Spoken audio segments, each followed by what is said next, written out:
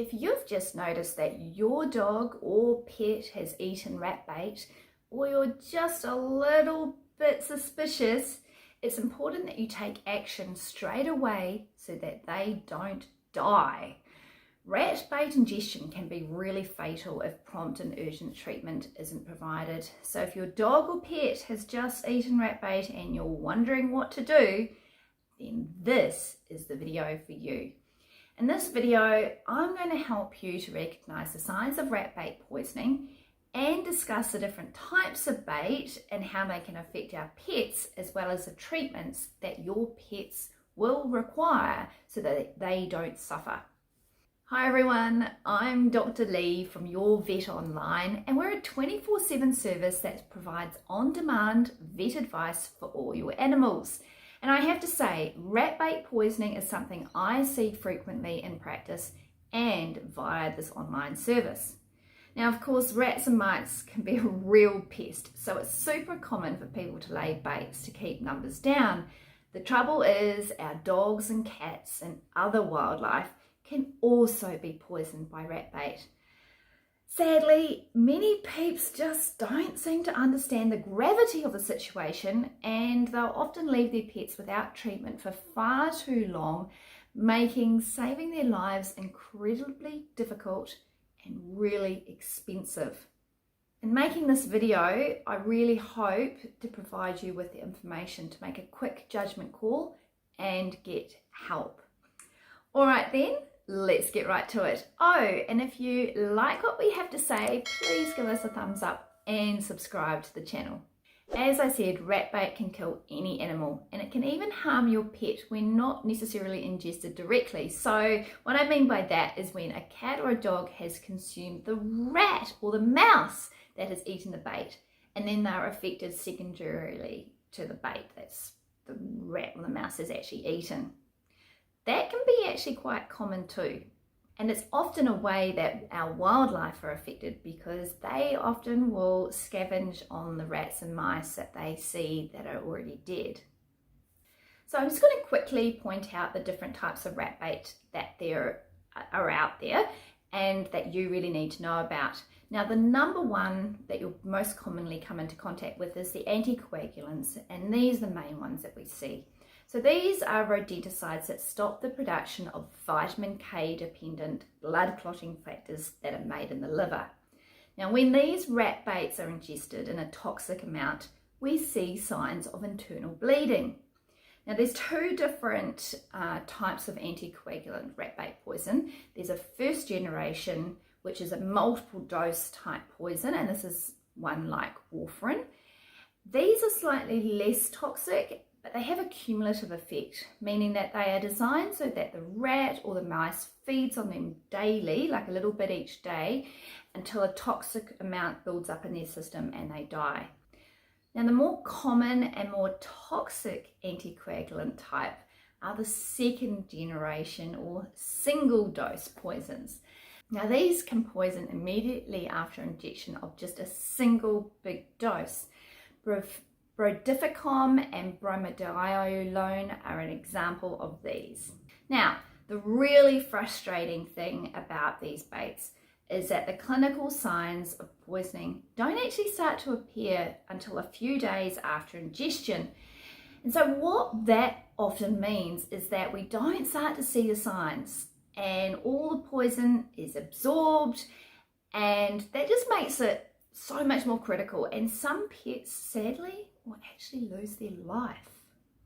Now, the most common signs for this type of poisoning are bruising on the body, bruising and or bleeding on the gums, blood in the urine, blood in the feces, pale gums, trouble breathing. That's a massive one. Sometimes they just have slow, sort of soft breathing. Sometimes they have coughing, sometimes they cough up blood, sometimes they might vomit up blood. There's often weakness and lethargy. They might look a little bit lame, and of course sometimes collapse, and then sometimes you'll just find them dead, which is very, very nasty. Now, Cholecalciferol is another type of poison that we often find. This is a vitamin D3 D3 type of poison. Now this is becoming quite a popular type of rat bait, and it's one that's scaringly quite difficult to treat and save your pet. What it does, it causes a change in the metabolism basically between calcium and phosphorus in the body, so that it leads to acute severe kidney failure. Really horrible stuff. Things that are suggestive that this might be happening is there's a reluctance to eat, loss of appetite, they become lethargic and weak. There might be either increased or decreased thirst and urination. Sometimes they have a smelly breath. That's due to all that sort of kidney failure happening. Kidney failure, of course. Tremors, weight loss, and of course, death. The next one we're going to talk about is bromethalin. Now this type of rat bait acts on the nervous system. After ingestion, this poison stops a metabolic energy pathway that leads to a buildup of fluid within the nerves. And of course, when this happens, it leads to disruption of the nerve, and cerebral and spinal edema develops. Now, this type of poison is particularly nasty as there's no antidote. And the only thing as vets that we can do is decontaminate and give supportive care. So what are the signs we might see? Okay, for this one, we might see depression and lethargy. They sometimes look like they're walking a bit drunk. They might have the hind limb weakness or paresis. Sometimes they don't really know where they are, so lack of proprioception. You might see ataxia. Some of them have tremors and convulsions. And with that comes hypothermia. Often they might go into a coma and of course death. Really, really sad stuff. Okay, let's move on to how vets actually diagnose rat bait poisoning. Well, if you've actually seen your pet ingest or eat the poison, or you've found the empty poison container and there's a few little signs around, well, in those cases, your vet's going to pretty much diagnose and treat based on this knowledge that you give them. It's a little bit tricky when there's no history. Initial clinical signs can often be vague and may include lethargy, weakness, maybe acute dyspnea due to bleeding into the chest or the abdomen. Sometimes we also see bruising, or blood in the vomit, or if they're incredibly pale with anemia. And these can all give us hints that there's something going on with the blood, which means that we need to do some tests to work out whether there's a clotting problem and whether a poison could potentially be responsible. Because we've got to remember there's a few things that can cause these clinical signs. It's not always going to be poisoning. Now, you'll often hear vets talk about the need for blood tests and repeating these tests often. So I'll quickly explain about these now. The main tests that we use to assess whether the problems we're seeing could potentially be a problem caused by rat bait poisoning and related to blood clotting are prothrombin time, often called PT, and activated partial thromboplastin time, or aPTT. Of course, we often use other blood tests such as PCV, total protein, and we take a look at platelets, and they all give us and provide guidance of what might actually be going on. If we do have a rat bait, we'll often see the PT becoming prolonged first, usually within the first 48 to 72 hours after ingestion. And this is due to the short half-life of factor 7. As all the other functional vitamin K dependent clotting factors deplete with time, aPTT and ACT, or activated clotting time, also become prolonged. Therefore, with rat bait toxicity, we'll often see a prolonged PT time followed by a prolonged aPTT later. Platelets are not normally directly affected by anticoagulant rodenticides, although in animals with severe bleeding, the platelet count can drop quite significantly, especially if those platelets are being consumed in an attempt to stop hemorrhaging. And of course, there are always a whole lot of other tests that the vet may also want to perform to rule in or out potential causes, remembering that some of the symptoms don't necessarily, well, aren't specific just to rat bait, and it could be another problem that's causing your dog to behave this way. Some of these tests might be things like an ultrasound to check the abdomen for free fluid and to assess what the liver and kidneys are looking like. We often use chest x-rays, and that's really common, especially if we're seeing breathing issues. So we might see things like neoplasia, pneumonia or pneumothorax. And of course, if we've got signs like tremors, then the vet will still want to take bloods, and we want to check things like electrolytes and mineral status to determine if there are issues with calcium or phosphorus, and of course any of the other organ systems. All right, let's move on to how vets will actually treat rat bait poisoning. And of course, the type of treatment your pet will require will actually depend on the type of bait, as well as the presence or absence of clinical signs. Sometimes all we need to do is make the pet vomit and then send them home on medications such as vitamin K with or without activated charcoal. Other times we may need to take this a step further, perform gastric lavage or an enema to remove that poison.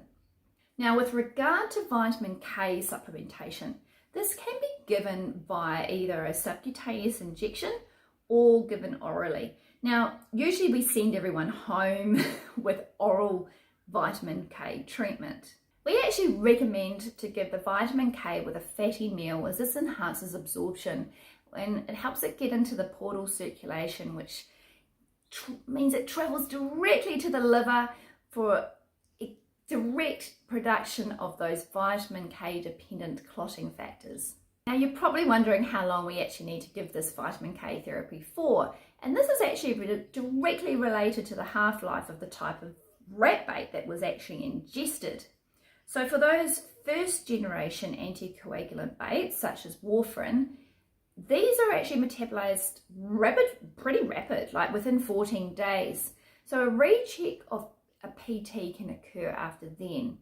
And for the second generation anticoagulant baits like the Bromethalin and the Bromethalin, these are much more potent and they have that prolonged toxic effect. So they require a minimum of 4 weeks of therapy, and in some cases they might even need to go a little bit longer. And again, we use the PT blood test to determine when we can stop treatment. So this is why your vet will often say to come back for a PT check after stopping the vitamin K for 48 hours. If it's normal, then all good, you can stop treatment. But if it's still elevated, then your pet will need to continue with the vitamin K for another 1 to 2 weeks until, again, we repeat that PT test after a period of 48 hours, like after stopping the vitamin K for 48 hours. And if that time is still high, well, you'll have to carry on again with the treatment. But if not, if it's back to normal, then yeah, good to go. You can stop your vitamin K treatment. Another thing worth mentioning is that it's incredibly important to keep your dog rested during this whole treatment period. Minimal exercise and play, so this prevents bruising and also that extra strain on the heart and other tissues due to poor oxygen levels in the blood. Now, for those cases that are already showing clinical signs, then things get a lot more involved. So with the anticoagulant baits, if your pet is showing signs of struggling to breathe, then of course we're going to give them oxygen and we're going to supplement them there. If they have a low PCV, which is an indication of blood volume, then they might need to have a blood transfusion and prop that up with fluids. And for those that have a severely prolonged PT and signs of bleeding, then we will often transfuse fresh frozen plasma, and this will replace all those yummy clotting factors. Now, for pets showing neurological signs such as tremors, treatment is more symptomatic, and that's where we'll often anaesthetize the pet to stop the tremors. So what can you do if you see or suspect that your dog has eaten rat bait? Well, if you have any suspicion or hint that they may have eaten some, you need to make them vomit. In other words, we want to decontaminate them as quickly as possible. Now, I do have a video on that. So make sure you check out the link above, and I'll put the link in the description below as well. But if you can't make them vomit, then it's important that you take them to the vet immediately. That way we can make the dog vomit and hopefully remove as much of that offending poison before it gets absorbed and get them started on the appropriate treatments. Now, if your pet isn't a dog, but it's a cat or another species, you'll need to go to the vet as there are no home remedies for making them vomit. Sorry.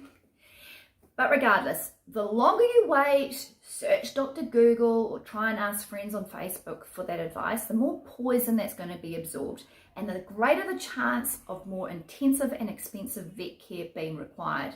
Now, if you know what bait was eaten, take a picture of the box, or better still, take the box with you to the vet, or even take some of the poison with you, because sometimes us vets get pretty good at recognizing the different types of baits out there. Make sure you wash your hands or wear gloves when you're handling it, because these baits can also affect us. Now, if you are in a remote area or you have no access to a veterinary clinic, then our online vets will be able to assist you at home. So I'll put the link above. We're available 24/7 and we can help get you sorted. But it is best if you do go to a veterinarian. And as always, prevention is far better than cure. And while I can happily plead with you never to use rat bait, as it can kill any animal, wildlife, pets, birds, of course people are going to carry on doing it. Plus, we can't guarantee what our neighbours are going to do. And we don't know where and what our pets get into when we're not watching. Aside from taking precautions as to how you place it so that no other animal can gain access, it's important to keep a record of where you put it and what type of poison you actually laid. This ensures that if a pet gets into it, you can at least advise the vet what it was so they can tell you and work on the best treatment options. I actually have no problem using rat and mouse traps. It's an option, as well as rat cages that catch the rats alive. Disposal can be a bit of an issue with those. When things get really bad, it may pay to bring in the professionals, but always be mindful that there really is no animal safe bait. So don't believe any of the marketing spiels you might hear. Anyway, thanks for watching this video. Let me know in the comments if your dog or cat or any other pet has ever eaten rat bait. And if you found this video helpful, it'd be amazing if you gave us a bit of a like and share with your friends and family. It may just save a life. I'd love it if you'd also consider subscribing so that you don't miss any of our animal healthcare videos. Thanks heaps, team. I'll see you in another video next week. Bye for now.